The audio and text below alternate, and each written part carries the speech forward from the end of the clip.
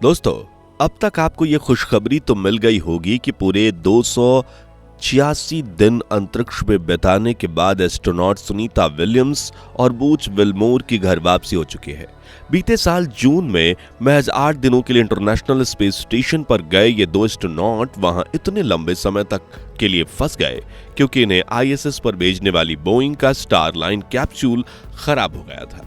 लेकिन अब Elon Musk की कंपनी स्पेस एक्स का ड्रैगन कैप्सूल इन्हें सही सलामत वापस ले आया है। मगर अब सवाल आता है कि 9 महीने स्पेस में फंसे रहने के वक्त सुनीता विलियम्स ने क्या किया, वहां उनका डेली रूटीन कैसा था, कैसे दिया प्राइम मिनिस्टर नरेंद्र मोदी ने सुनीता को भारत आने का आमंत्रण, और क्या वाकई में सुनीता को महीनों तक अपनी जान दांव पर लगाने के बदले मिलेगी सिर्फ 350 रुपए प्रति दिन की सैलरी। चलिए जानते हैं इस रोचक वीडियो में। लेकिन उसके पहले अगर आप भारत की बेटी सुनीता पर गर्व करते हैं तो लाइक और कमेंट जरूर कीजिए। दोस्तों, महज 8 दिनों के लिए अंतरिक्ष में गई सुनीता विलियम्स जब 286 दिनों तक इंटरनेशनल स्पेस स्टेशन पर फंसी रही तब उनकी तबीयत कई बार बिगड़ी। उन्हें तनाव, आंखों से देखने में तकलीफ और शरीर में अकड़न और कई किलो वजन घटने के साथ कमजोरी आने जैसी समस्याओं का सामना करना पड़ा। इस दौरान लोगों का मानना था कि अपनी जान दांव पर लगाने और महीनों तक अंतरिक्ष में फंसे रहने की वजह से सुनीता को नासा उन्हें एक्स्ट्रा सैलरी जरूर देगी। लेकिन हाल ही में नासा के पूर्व अंतरिक्ष यात्री कैंडी कोलमेन ने ऐसा खुलासा किया जो सुनकर आपके पैरों तले जमीन खिसक जाएगी। कैंडी ने बताया कि नासा अंतरिक्ष यात्रियों को ओवरटाइम करने का कोई एक्स्ट्रा सैलरी नहीं देता, बल्कि उन्हें केवल एक छोटी सी राशि डेली अलाउंस के स्टाइपेंड के रूप में देता है और ये महज $4 प्रतिदिन यानी करीब 347 रुपए होते हैं। इस हिसाब से सुनीता विलियम्स और उनके साथी बूच विल्मोर को 287 दिनों के मिशन के लिए सिर्फ $1148 यानी कि 95,400 रुपए की एक्स्ट्रा सैलरी मिलेगी, जो वाकई में बहुत कम है। हालांकि उनकी सालाना तनख्वाह काफी अच्छी है। अमेरिका में उन्हें जनरल पे स्केल 15 की सैलरी मिलती है, जो अमेरिकन सरकार द्वारा दी जाने वाले सबसे अधिक सैलरी है, जिनमें उन्हें सालाना 1,41,00,000 रुपए के आसपास सैलरी मिलती है। इस हिसाब से इस 9 महीने के मिशन में उन्हें करीब 1,05,00,000 रुपए की सैलरी मिलेगी। अब ये पैसे आपको ज्यादा लग सकते हैं, लेकिन 9 महीने तक माइक्रोग्रेविटी में रहना, आईएसएस पर रिसर्च करना और तमाम शारीरिक और मानसिक चुनौतियों से गुजरना सुनीता के लिए बिल्कुल आसान नहीं था। तो क्यों की गई 59 साल की उम्र में एस्ट्रोनॉट सुनीता विलियम्स अंतरिक्ष के इस भयानक सफर पर, और वहां उनकी दिनचर्या क्या थी, चलिए जानते हैं। दोस्तों, पिछले कुछ सालों से अपने स्पेस मिशन के लिए नासा एलॉन मस्क की कंपनी स्पेस एक्स पर काफी निर्भर था। इसलिए बीते साल नासा ने हवाई जहाज बनाने वाली कंपनी बोइंग को करीब 36,000 करोड़ रुपए की डील में स्टारलाइन कैप्सूल बनाने का प्रोजेक्ट दिया, और उसी स्टारलाइन कैप्सूल की टेस्ट फ्लाइट के लिए एस्ट्रोनॉट सुनीता विलियम्स और बूच विल्मोर 5 जून 2024 को धरती से उड़ान भरते हुए आईएसएस पर पहुंचे थे। उनकी वापसी 13 जून को होनी थी, लेकिन कैप्सूल ने टेक ऑफ फ्लाइट में ही दम तोड़ दिया था। उसमें दर्जनों खराबियां आ गईं। इसी वजह से सुनीता आईएसएस पर फंसी रह गईं, जहां उनकी और बाकी एस्ट्रोनॉट्स की दिनचर्या में 5 मुख्य काम शामिल थे, जैसे कि रिसर्च और एक्सपेरिमेंट करना, आईएसएस की मेंटेनेंस और मरम्मत करना, स्पेस सूट पहनकर खुले अंतरिक्ष में स्पेस वॉक करना, एक्सरसाइज करना और 8 घंटे की नींद लेना। आईएसएस पर सुनीता के दिन की शुरुआत सुबह 8 बजे होती थी, लेकिन उठते ही उनका सबसे बड़ा चैलेंज था अपनी बॉडी का बैलेंस बनाए रखना, क्योंकि धरती पर गुरुत्वाकर्षण के कारण हमारे पैर जमीन पर टिके रहते हैं, लेकिन अंतरिक्ष में जाते ही सुनीता की बॉडी वेटलेस हो गई थी। इसलिए वे हमेशा हवा में तैरती रहती थीं। इसी वजह से खाना पीना, टॉयलेट जाना, नहाना जैसे साधारण काम भी चुनौती बन जाते थे, क्योंकि सब कुछ हवा में तैरकर हो रहा था। लेकिन उन्हें ये टास्क करते देख आपको काफी मजा आएगा। तो आइए देखते हैं आईएएस पर सुनीता विलियम्स का डेली रूटीन। तो सुबह उठते ही हर एस्ट्रोनॉट की तरह सुनीता भी अपना हाइजीन बनाए रखने के लिए खास मॉर्निंग रूटीन फॉलो करती थी। उनका दिन ब्रश करने से शुरू होता, लेकिन धरती से थोड़े अलग तरीके से। दरअसल सुनीता अपने ब्रश पर खास निगलने योग्य टूथपेस्ट लगाकर दांत साफ करती थीं, क्योंकि अंतरिक्ष में हर चीज तैरती थी। इसी वजह से ब्रश करते समय उन्हें अपना मुंह ज्यादा से ज्यादा बंद रखना पड़ता था, ताकि टूथपेस्ट बाहर निकलकर हवा में न तैरने लगे। इसी वजह से उन्हें हम आम इंसानों की तरह पानी से कुल्ला करना भी अलाउड नहीं था। ब्रश करने के बाद वे अपना मुंह धोती थीं, बल्कि एक वेट वाइप यानी गीले टिश्यू से मुंह साफ करती थी, ना कि धुलती थी।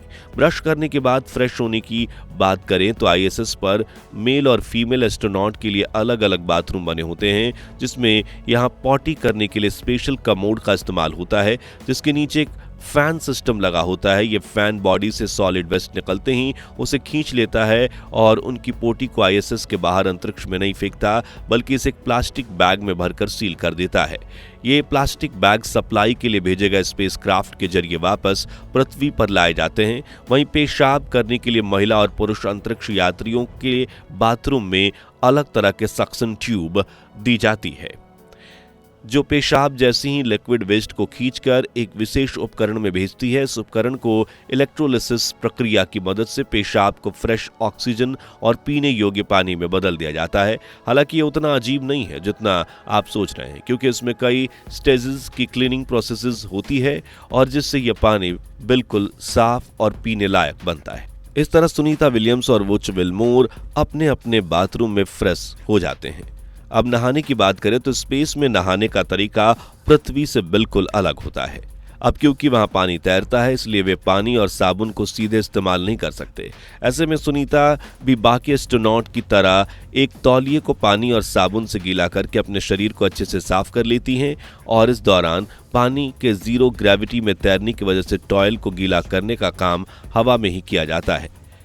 इस रियल फुटेज में आप देख पाएंगे कि जब एस्ट्रोनॉट्स इस गीले टॉवल को निचोड़ते हैं तो पानी इनके हाथों पर एक पारदर्शी परत बनाकर चिपक जाता है। इसे हटाने के लिए तौलिए का उपयोग करके शरीर को अच्छे से पोंछते हैं। यह प्रक्रिया भले ही नॉर्मल बात जैसी ना लगे, लेकिन अंतरिक्ष में हाइजीन बनाए रखने के लिए यह बेहद कारगर है।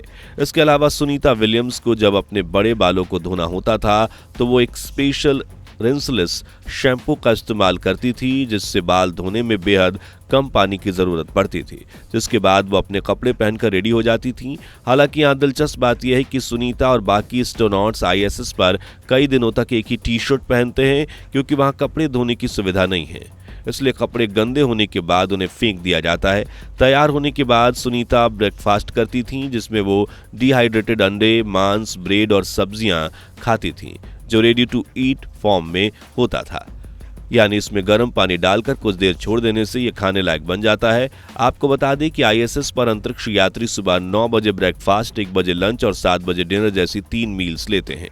इस तरह सभी डेली लाइफ एक्टिविटीज को पूरी करने के बाद सुनीता करीब 10 बजे अपना काम शुरू करती थीं, जिसमें आईएसएस के इक्विपमेंट की जांच करना, इंटरनेट के जरिए कंट्रोल रूम को मिशन अपडेट देना, रिसर्च, एक्सपेरिमेंट, आईएसएस की मेंटेनेंस और स्पेस सूट पहनकर स्पेस वॉक करना शामिल है।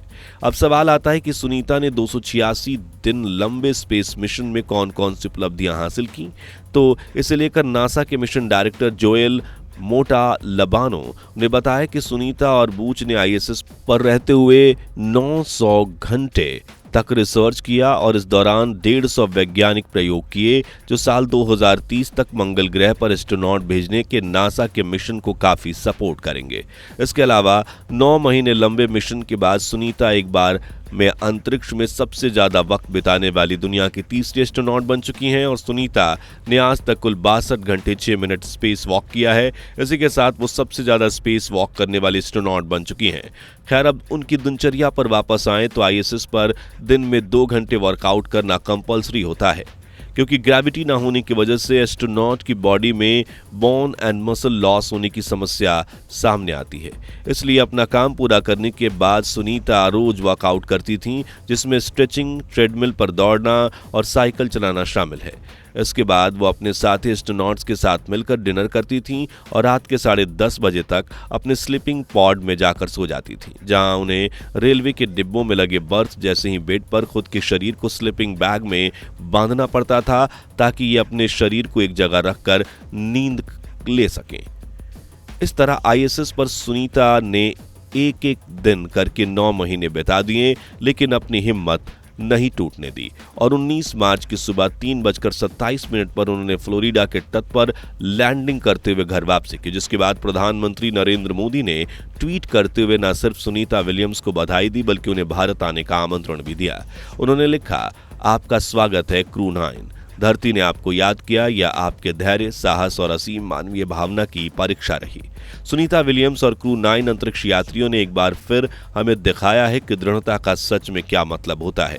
विशाल अज्ञात के सामने उनका मजबूत संकल्प हमेशा लाखों लोगों को प्रेरित करेगा। तो दोस्तों, अगर एस्ट्रोनॉट के लिए ही अंतरिक्ष में जाना इतना खतरनाक है तो ह्यूमन कॉलोनी बनाना तो दूर की बात है। कभी हम आम इंसान अंतरिक्ष में सफर पर जा पाएंगे या नहीं, कमेंट्स में बताइए। ये वीडियो अच्छी लगी हो तो इसे लाइक और शेयर करके 5100 लाइक्स जरूर करवा दीजिए और ऐसी ही लेटेस्ट खबरों के लिए हमारे चैनल को सब्सक्राइब करके पास वाली घंटी जरूर बजा दीजिए। जय हिंद, जय भारत।